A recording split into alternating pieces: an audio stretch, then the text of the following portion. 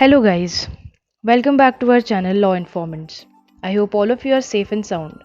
Well, in this video we will be giving an introduction and background of the CRPC 1973.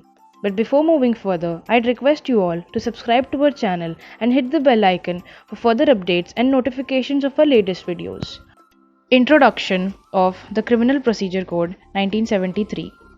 The Code of Criminal Procedure 1973 is the procedural law providing the machinery for the punishment of offenders under substantive criminal law.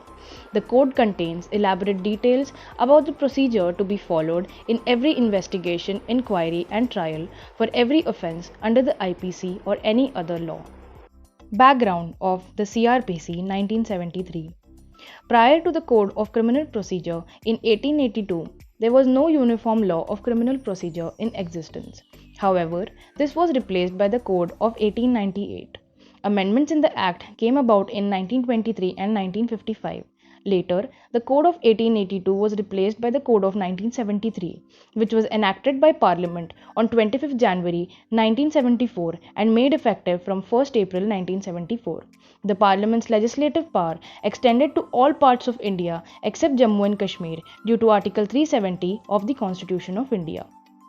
After the special status granted under Article 370 was revoked on 5th August 2019, the entirety of India was subject to the code, provided that the provisions of this code, other than those relating to chapters 8, 10, and 11 thereof, shall not apply to the state of Nagaland to the tribal areas. However, the concerned state government may, by notification, apply any or all of these provisions in these areas.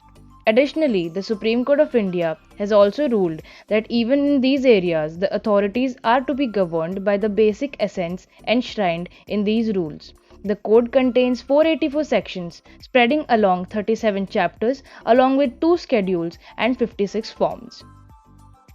Aim, objective, and overall view.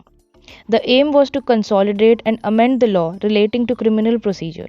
Its object is to provide machinery for determining the guilt of and imposing punishment on offenders under the substantive criminal law and for the punishment of offences under other acts, for example, the Indian Penal Code IPC. The two codes are to be read together.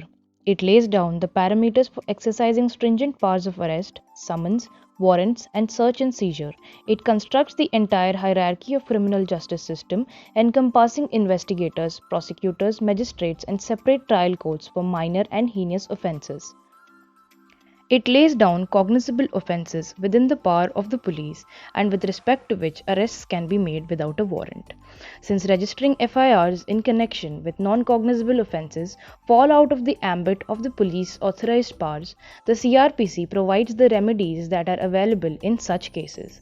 It also prescribes safeguards like the stipulations that an arrested person has to be produced before the nearest magistrate within 24 hours and that a seizure is valid only if it is made in the presence of independent witnesses. And that's a wrap.